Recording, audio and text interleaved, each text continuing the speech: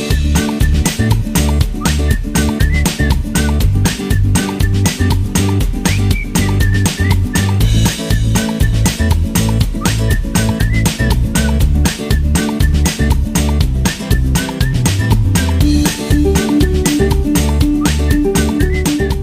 எல்லாருக்கும் வணக்கம். இன்னைக்கு நம்ம பார்க்க போகிற டாபிக் வந்து டெரஸ் கார்டனில் வந்து நீங்கள் எப்படி இஞ்சி செடி க்ரோத் பண்ணலாம் அப்படிங்கிறது தான்.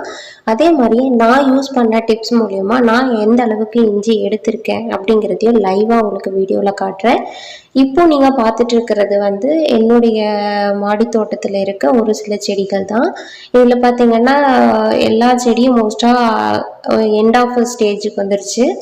இப்போ வந்து இது எல்லாமே வந்து ஃபுல்லாக பட்டு புதுசாக வந்து க்ரோத் பண்ணி வேறு பிளான்ட் வந்து ஃபிக்ஸ் பண்ணிக்கலாம் அப்படின்னு தான் வச்சுட்டேன். இப்போ பார்த்தீங்கன்னா இஞ்சி செடி வந்து 120 days ஆயிடுச்சு.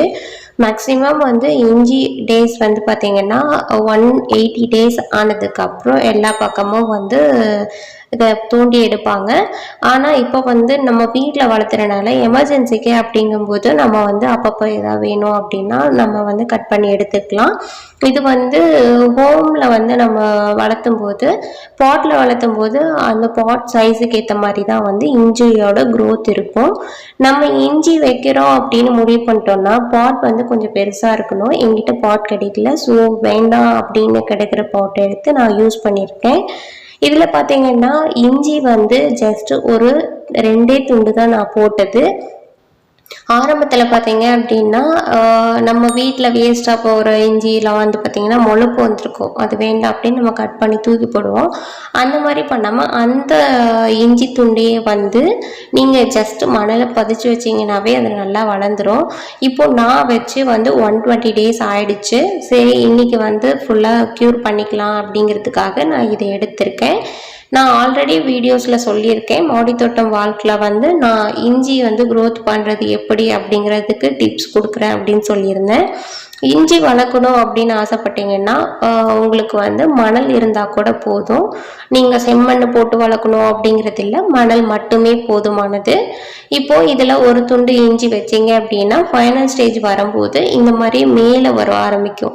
மண்ணுக்கு கீழே இல்லாமல் மண்ணுக்கு மேலே வர ஆரம்பிக்கும். இந்த ஸ்டேஜில் வந்து நீங்கள் இதை வந்து அறுவடை செஞ்சுக்கலாம் அப்படிங்கிறது அர்த்தம். இன்னைக்கு நான் வந்து 120 days தான் ஆகுது. 120 daysலேயே வந்து நான் பாட்டில் இருந்து இதை ரிமூவ் பண்ணி பார்க்கலாம் அப்படிங்கிறதுக்காக தான் இந்த வீடியோ மேக் பண்ணியிருக்கேன். இந்த வீடியோவில் பொதுவாக சொல்கிற விஷயம் என்ன அப்படின்னு பார்த்துட்டிங்கன்னா, இஞ்சி வந்து நீங்கள் அப்பப்போ எமர்ஜென்சிக்கு கட் பண்ணி எடுத்தாலும் இஞ்சி வந்து பாட்டில் இருந்துகிட்டே இருக்கும்போது அது வந்து வேர் மூலியமாக வளர்ந்துகிட்டே இருக்கும். ஸோ நீங்கள் எடுக்க வளர்ந்துகிட்டே தான் இருக்கும். இதுக்கு வந்து ஸ்பெஷலாக இதுக்கு உரம் அப்படின்னு போடணும்னு இல்லை. நீங்கள் பாட்டில் ஜஸ்ட் டெய்லி ஈரப்பதம் இருக்க மாதிரி பார்த்துக்கிட்டிங்கனாவே போதும், நல்ல க்ரோத் இருக்கும். இப்போ வந்து நான் பாட்டில் இருந்து இதை ரிமூவ் பண்ணி காட்டுறேன், எந்த அளவுக்கு அதனோட வேர்கள் உள்ளே போயிருக்கு அப்படிங்கிறதையும் பார்க்கலாம்.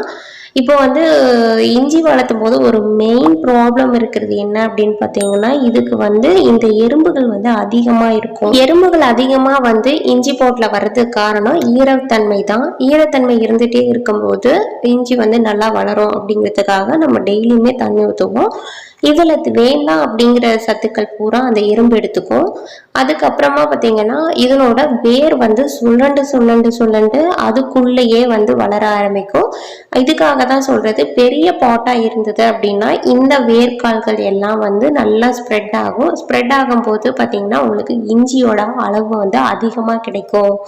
அதுக்காக தான் வந்து ஆரம்பத்தில் இஞ்சி பாட்டில் வைக்கும்போது பாட் கொஞ்சம் அகலமாக இருக்க மாதிரி பார்த்துக்கோங்க அப்படின்னு சொன்னது. இது வந்து இஞ்சி நல்லா க்ரோத் ஆகணும் அப்படின்னு நினைக்கிறவங்க பெரிய பாட் யூஸ் பண்ணிங்கன்னா உங்களுக்கு நல்ல க்ரோத் கிடைக்கும்.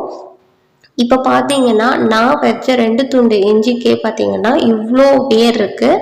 இதே வந்து அகலமான பாட்டாக இருந்தது அப்படின்னா கண்டிப்பாக இதில் இருக்க அந்த கீழே இருக்க வேர்கள் எல்லாமே வந்து நல்லா இஞ்சியாக வந்திருக்கும். இப்போ வந்து ஜஸ்ட் 120 daysல தான் நான் எடுத்திருக்கேன். இன்னும் 60 நாட்கள் இருக்குது. 60 நாட்கள் இந்த பாட்லேயே இருந்தது அப்படின்னா கண்டிப்பாக கீழே இருக்க இஞ்சிகள் எல்லாமே வந்து நல்லா வளர ஆரம்பிச்சிருக்கும். நான் வந்து ஆரம்பத்திலேயே வந்து போதும் அப்படின்னு நான் 120 daysலேயே நான் இதை எடுத்துட்டேன். இப்போ பார்த்தீங்கன்னா அதனோட வேர்கள் வந்து கட் பண்ணால் கூட அவ்வளோ சீக்கிரம் கட் பண்ண முடியல, ரொம்ப ஸ்ட்ராங்காக இருக்குது. இப்போ பார்த்தீங்கன்னா இது ஸ்ப்ளிட் பண்ணி பார்க்கலாம். இப்போ வந்து உடைக்க முடியல. இந்த எறும்புகள் கையெல்லாம் கடிக்க வருது. ஸோ கொஞ்சம் நேரம் அப்படியே வச்சிருந்து அதை உடைச்சி விட்டுடலாம். இப்போ நான் அதை உடைச்சி விட்டுட்டேன். இப்போ பார்த்தீங்கன்னா மண் தனியாக உதிருது. மண்ணை வேஸ்ட் பண்ணாதீங்க, திருப்பி ரீப்ளேஸ் பண்ணிக்கலாம் இதே மண்ணையே. இப்போ பார்த்தீங்கன்னா அந்த மண்ணுக்குள்ளேயே பார்த்தீங்கன்னா குட்டி குட்டி வேர் இருக்கு. அதே மாதிரியே நம்மளோட இஞ்சி வளர்ந்த இஞ்சியிலேயே முளைப்பு வர ஆரம்பிச்சிருக்கு. இந்த ஸ்டேஜில் பார்த்தீங்கன்னா நீங்கள் எடுக்கிறது கரெக்டான ஸ்டேஜ் அப்படின்னு கூட சொல்லலாங்க. காரணம் இருக்கிற இஞ்சியும் முளைக்க ஆரம்பிச்சிருச்சு அப்படின்னா அதனோட காரத்தன்மை கொஞ்சம் குறைவாக இருக்க மாதிரி இருக்கும்.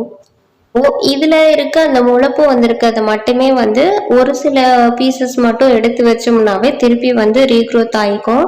இப்போ நான் ஓரளவுக்கு மண்ணை ஸ்ப்ரெட் பண்ணி எடுத்துட்டேன். இருந்தாலும் இன்னும் நிறைய இருக்கு.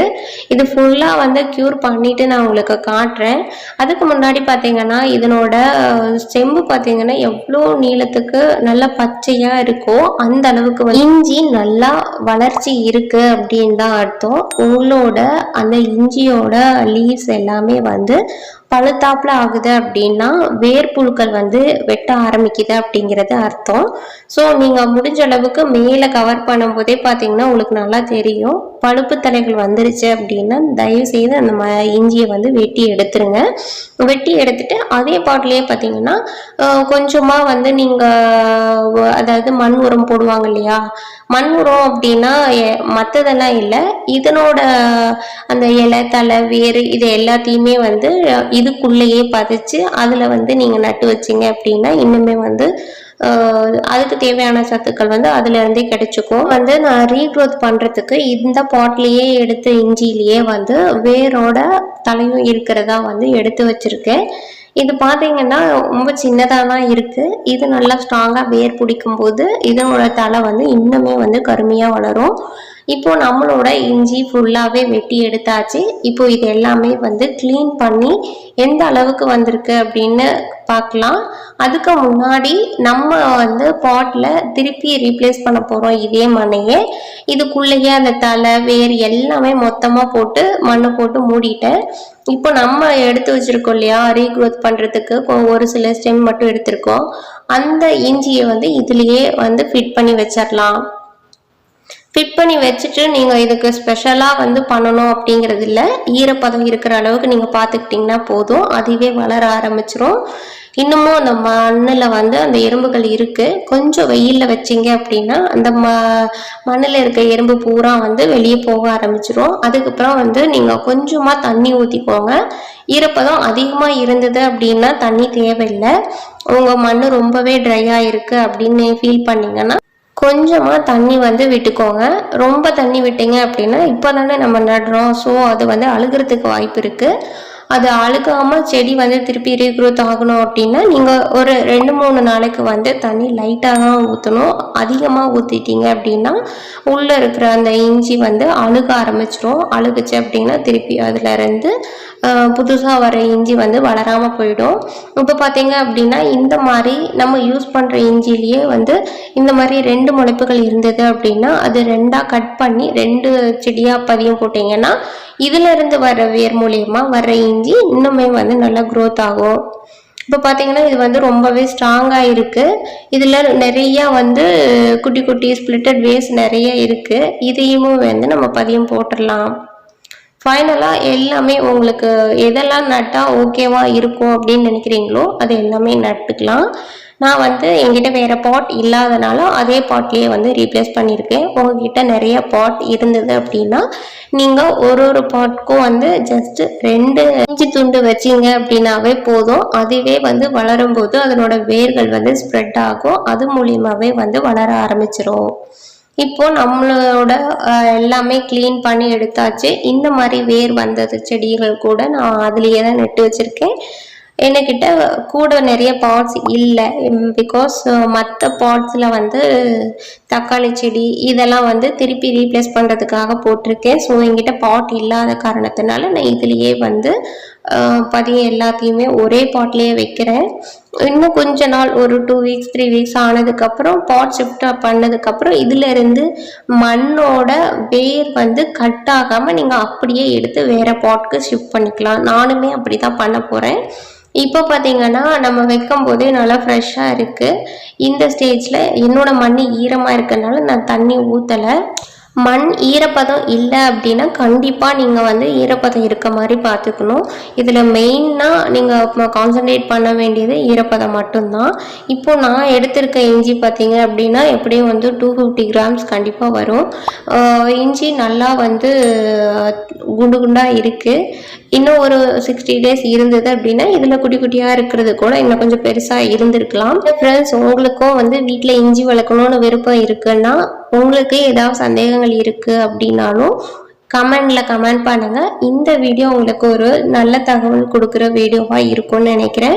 இதே மாதிரி வேறு ஒரு நல்ல தகவல் கொண்ட வீடியோவோட நான் உங்களை சந்திக்கிறேன். இந்த வீடியோ பிடிச்சிருந்தா லைக் பண்ணுங்கள், ஷேர் பண்ணுங்கள். மறக்காமல் Ramya Tamil YouTuber channel subscribe பண்ணி சப்போர்ட் பண்ணுங்கள். அதே மாதிரியே அடுத்ததாக உங்களுக்கு எந்த மாதிரி வீடியோ வேணும் அப்படிங்கிறதையும் நீங்கள் கீழே கமெண்ட் செக்ஷனில் கமெண்ட் பண்ணலாம். அடுத்த ஒரு வீடியோ உங்களை வந்து சேரணும் அப்படின்னா மறக்காமல் நோட்டிஃபிகேஷனை ஆன் பண்ணி வச்சுக்கோங்க. Thank you for watching.